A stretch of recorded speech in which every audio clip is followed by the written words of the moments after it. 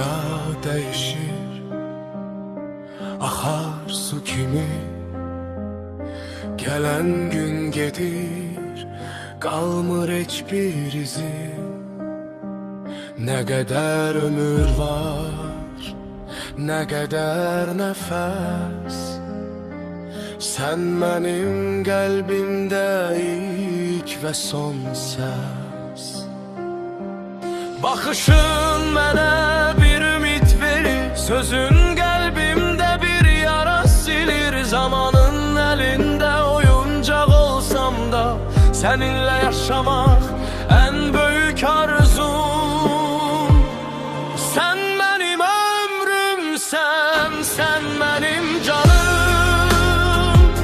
Sen benim kışımda açan baharım. Hayatın manası sende gizlenir. Sensiz bu dünya bir boş mezarım. Ne kadar yaşasam seni seveceğim.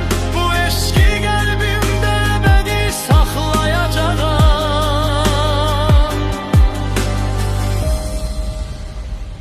Ayrılık yalan, hasret bahane.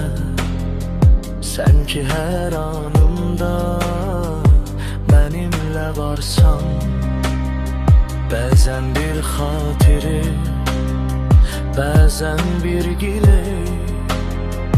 Her defa kalbime yeniden dolursan.